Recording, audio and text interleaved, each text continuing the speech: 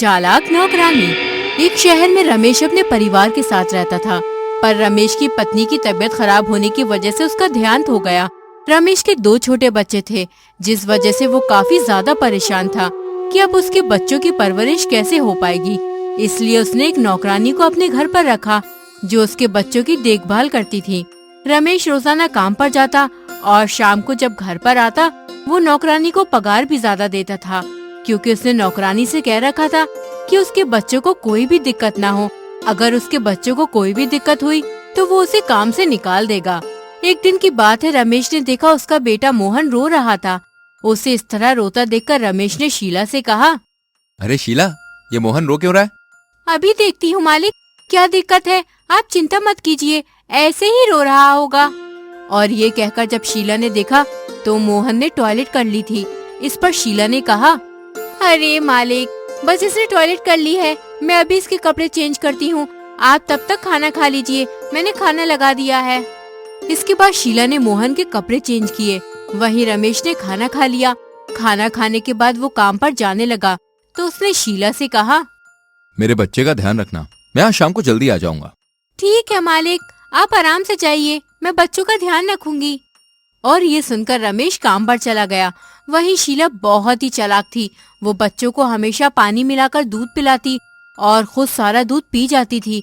वहीं रमेश जो बच्चों के लिए खाने का सामान लाता, शीला उसे ही खुद खा लेती थी, बच्चों को कुछ नहीं देती थी, जिस वजह से बच्चे धीरे धीरे पतले होते जा रहे थे। वही शीला खा खा कर मोटी हो रही थी। अरे वाह, मेरे तो यहाँ पर कितने मजे हैं, मालिक तो काम पर चला जाता है, मैं तो पूरे दिन आराम से लेटी रहती हूँ, कोई भी काम नहीं होता। हे भगवान, मुझ पर ऐसी कृपा बनाए रखना।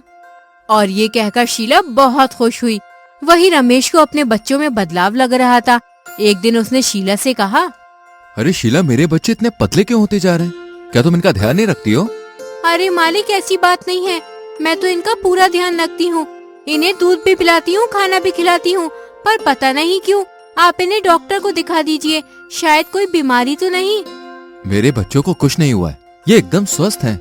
बस तुम उनके खान पान का ध्यान रखो, इन्हें ज्यादा से ज्यादा हेल्दी खाना खिलाया करो, जिससे इनकी सेहत सही हो।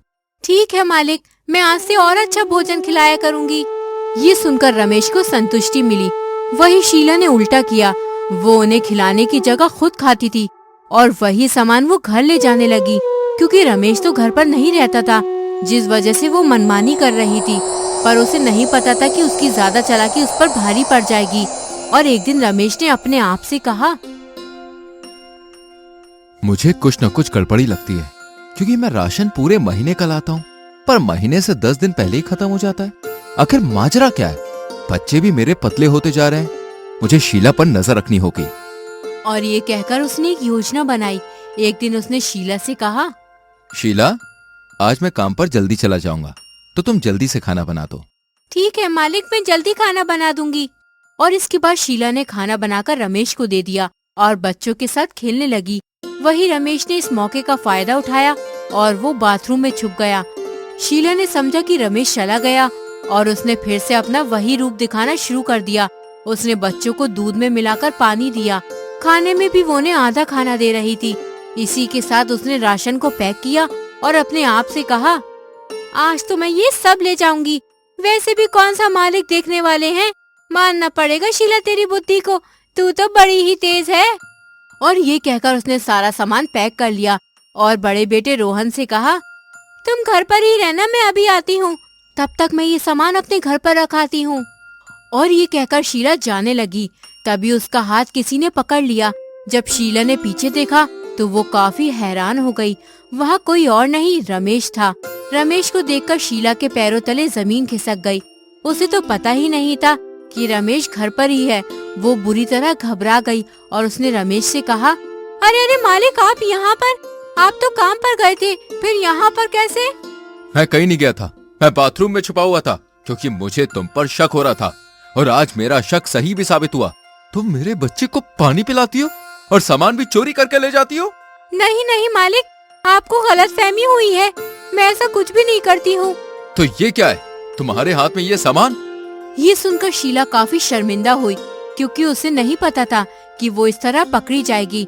इस पर रमेश ने कहा, मुझे ऐसी नौकरानी की जरूरत थी जो मेरे बच्चों को संभाले, उनकी देखभाल करे। पर तुम तो बहुत ही चालाक निकली।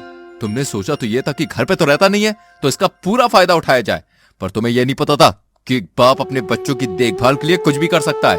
अब निकल जाओ मेरे घर से, मुझे तुम्हारी कोई जरूरत नहीं है। नहीं नहीं मालिक, मुझे माफ कर दो, मुझसे गलती हो गई। अब मैं ऐसा कभी नहीं करूंगी। मैं आपके बच्चों का पूरा ध्यान रखूंगी।